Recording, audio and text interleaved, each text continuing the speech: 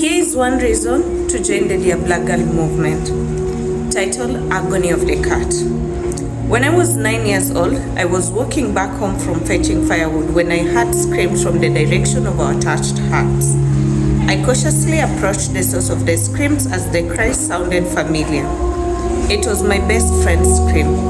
As I peeked into the hut, I was met with the image of my friend pinned to the ground by 3 of my neighbors, one who was a very large mama that seemed to squash her painfully to the ground. My friend was screaming at the top of her lungs, but they did not seem to care about her screams. One of the women was kneeling between my friend's leg with a laser blade dripping with blood. My friend was bleeding profusely and she shortly collapsed after she went into shock due to the unimaginable pain. The very next hour, to my horror, it was my turn to experience the hell that I had witnessed with my friend had gone through. The same torturous procedure was performed on my lady parts. My clitoris was sliced off and local anesthesia of charcoal, magadi and tea leaves was applied to the profusely bleeding wound. I was in severe mental anguish and physical pain. My entire being was in anguish and my legs were numb from the thighs to the toes from being bound by ropes tightly. After the horrendous operation, it was very painful to pass urine unless I lay by my side. Through the stitching, a hole was made and the wound was cauterized using a burning charcoal. I was forced to sit over a hole dug in the ground that interconnected with smoking fire herb pit. The cutter said it would help with the healing process. The ordeal was horrifying and one that scarred me later on in life. Those scars follow me even into motherhood.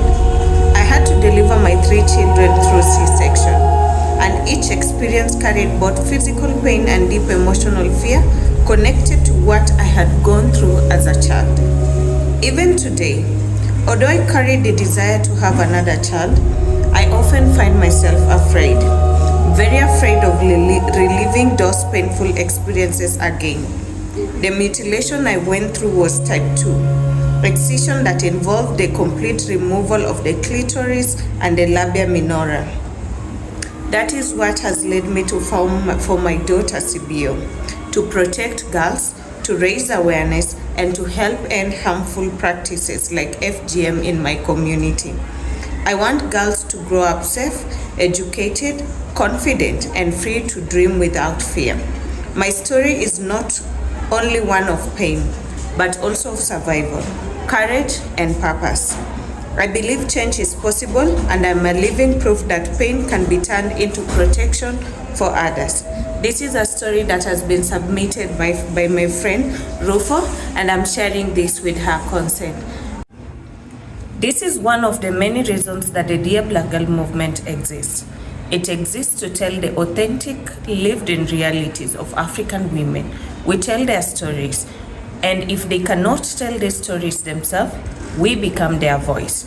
If you want to get your story out there as a Black woman, an African girl, remember to share your story with us, and we will become your mouthpiece.